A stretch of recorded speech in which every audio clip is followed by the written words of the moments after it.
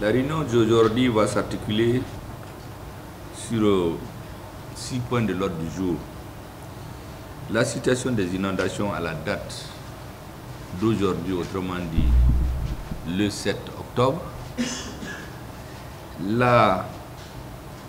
Le point des écoles occupées par les sinistrés.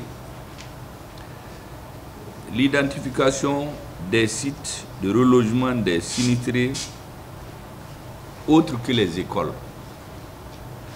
Et le plan d'action pour le transfert des sinistrés vers de nouveaux sites retenus. Et les prévisions météorologiques pour le reste de la saison des pluies. Et enfin, les divers si on a d'autres questions à discuter. C'est l'ordre du jour que je vous propose. S'il n'y a pas d'observation, nous allons passer à l'examen du premier point. Et quelque chose que demain je vais de toute façon les soumettre au président. Mais c'est bon que le résumé là soit fait, que vous l'ayez tous. Et que les ministères qui sont directement impliqués dans cette affaire, vraiment se mettent à pied d'œuvre. Comme on l'a dit, à situation exceptionnelle, il faut des solutions exceptionnelles. C'est une opération qui nous est imposée par la nature et le président de la transition effectivement souhaiterait que le gouvernement réagisse de façon prompte pour faire face aux préoccupations des Maliens, lesquelles préoccupations sont liées à l'inondation et aux pluies que nous ne connaissons pas, que nous ne contrôlons pas. Je souhaiterais commencer par la fin de vos interventions, c'est-à-dire qu'il faut multiplier ces réunions-là, pour que pratiquement chaque semaine, nous puissions avoir le point de la situation, à soumettre, si nécessaire, acquis des droits, prendre nous-mêmes des décisions communes. Donc je proposerais que si ça ne vous gêne pas, on tienne la prochaine réunion de cette commission-là le jeudi prochain, à 14h, la même heure, donc d'ici 4 jours. Je crois que les uns et les autres auront le temps de voir cela. Mais avant, qu'au sortir de cette réunion, comme l'a proposé l'un des ministres, que chaque département désigne un point focal qui touche toutes les régions en ce qui le concerne. Et les points focaux des différents départements vont constituer un petit comité auprès du ministre de l'Éducation nationale qui vont réfléchir sur toutes ces questions, parler avec les collectivités, les communes pour faire des propositions alternatives au gouvernement. Pour que la prochaine fois quand on se réunit, ce serait pour avoir des choix à faire, à soumettre pour validation à acquis de droit. Mais il serait bon que ce comité, ça va éviter que cette question urgente ne soit noyée dans les questions ordinaires que nous avons chacun au niveau de vos cabinets. Donc, dès au sortir d'ici, désigner ces représentants qui se retrouvent aujourd'hui même ou demain matin autour du ministère de l'Éducation et chacun en ce qui le concerne voit au niveau des communes ce qu'ils peuvent faire. Une fois qu'on ait cette équipe, il y a un certain nombre de recommandations qu'il faut leur soumettre, qui vont intégrer, qui font partie aussi des solutions que nous proposons. Il faut que l'on comprenne que cette situation, c'est une situation exceptionnelle. Personne ne l'a prévu. Et à situation exceptionnelle, comme on a dit, il faut des solutions exceptionnelles. Et dans les interventions qu'il y a eu ici, j'ai noté un certain nombre de points qui méritent d'être recensés, examinés dans leur faisabilité, par le comité qui va être créé, bien entendu, avec l'appréciation de qui de droit. Je retiens d'abord que sur le plan financier, les 4 milliards que le gouvernement, sous l'égide du président de la transition, avait désignés pour faire face à cette situation, sont déjà repartis par le ministère de l'économie et des finances. Ce qui est attendu du projet PIBA, département par département,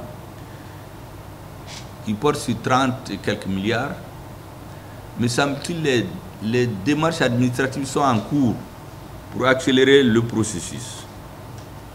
Mais il faut que nous comprenions, chaque fois qu'il y a des situations extraordinaires, vous savez, il y en a qui en profitent.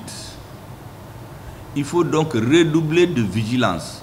Il ne faut pas que cette situation difficile que notre pays vit soit une occasion pour certains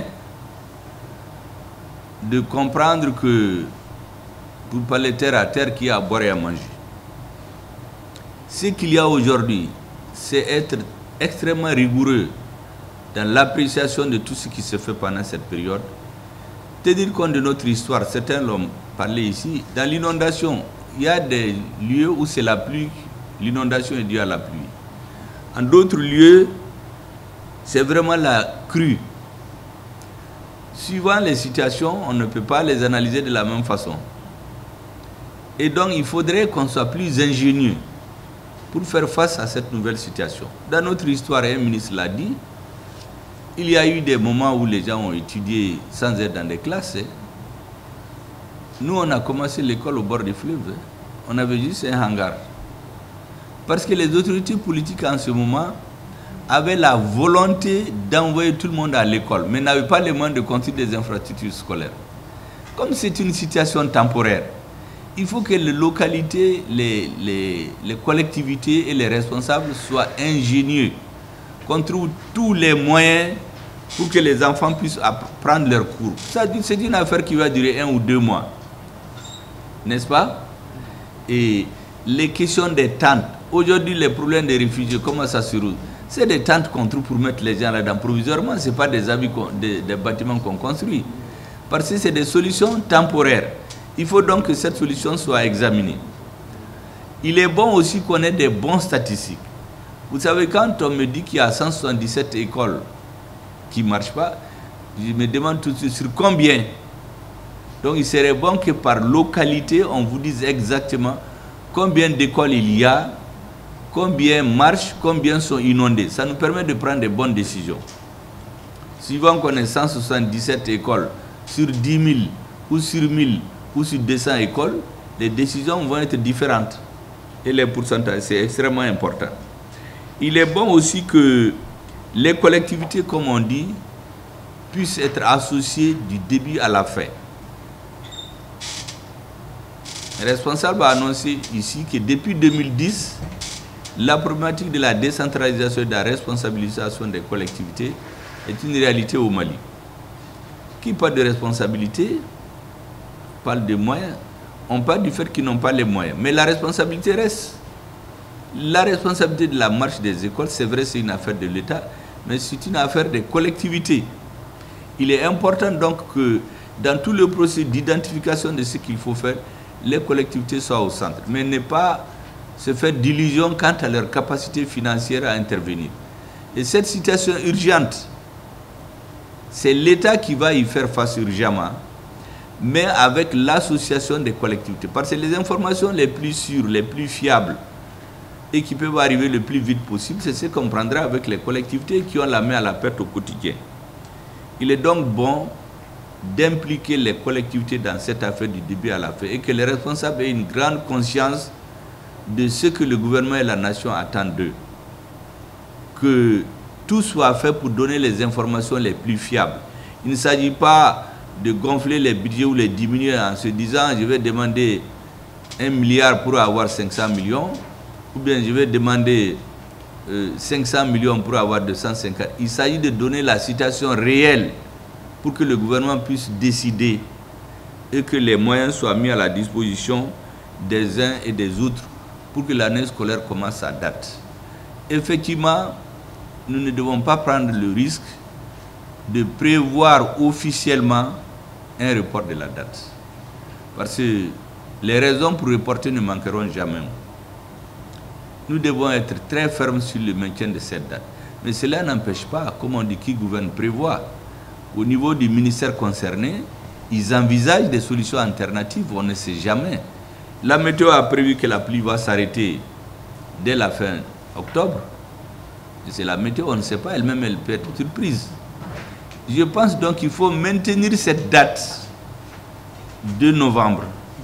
La période de la fin des pluies qui est prévue, nous allons l'intégrer pour maintenir cette date, mais il n'est pas inutile au niveau du ministère concerné, pour qu'on ne nous accuse pas d'être dans l'improvisation, qu'au moins en soumet, on ait une solution alternative. Sinon, de report en report, on va complètement déformer les objectifs de l'année scolaire, surtout qu'il y a beaucoup d'impondérables qui vont rentrer dans les préparatifs. Et par rapport à la question des temps, vous savez, il y a un ancien directeur de l'enseignement qui, les espaces d'apprentissage temporaire, ça c'est à peu près ce dont on a parlé, les huttes, les nattes, beaucoup de choses qu'on peut faire pour éviter d'attendre en se disant qu'on va attendre jusqu'à ce que la pluie finisse totalement et que les crues finissent intégralement. Il y a aussi l'association des collectivités doit avoir comme objectif une bonne évaluation de ce que nous devons faire. Parce qu'en évaluant très bien ce que l'État doit faire, ça facilite le travail au niveau du ministère de l'économie et des finances pour avoir une idée claire des moyens nécessaires pour pouvoir aller de l'avant.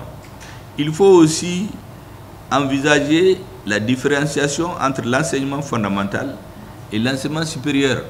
Comme les uns et les autres ont dit, souvent ils n'ont pas les mêmes préoccupations.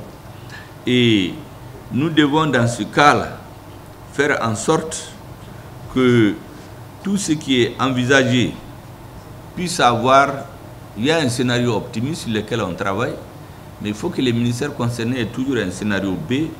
On a prévu d'ouvrir le 4 novembre, mais je crois qu'il n'est pas inutile pour les ministères concernés à son propre niveau, sans se le rendre public, d'envisager une ouverture à une autre date, mais qu'il faut être très clair avec les uns et les autres. Il ne faut pas que ça soit comme le moment de la Covid. Vous savez ce qui s'est passé. Il a suffi que l'État dise que la Covid c'est une urgence, il faut faire tout, pour que d'autres profitent pour faire du n'importe quoi. Il faut mettre en garde très sérieusement. Aucune dérive ne va être acceptée cette fois-ci. Il y a un malheur qui s'est abattu, bon, un malheur on peut dire ainsi parce qu'il y a mort d'hommes et des inondations, mais souvent la sécheresse aussi est plus grave. Mais dans cette gestion, il ne faut pas que certains pensent que comme c'est un dossier qui tient à cœur le président et le gouvernement, donc c'est les portes ouvertes à toutes les dérives.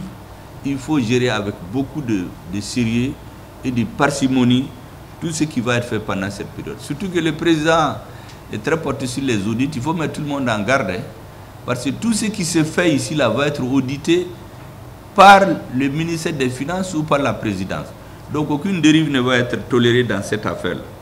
Je voudrais donc que l'ensemble de ces conclusions, plus d'autres que vous voulez, le comité que nous avons proposé de créer auprès du ministre de l'Éducation puisse travailler d'ici jeudi, bien si vous voulez vendredi, si ça vous paraît trop proche. Vendredi, on peut se retrouver ici à 11 h si vous voulez, sur cette question. Ou bien jeudi, monsieur le ministre de l'Éducation, qu'est-ce que vous proposez? Jeudi, c'est bon?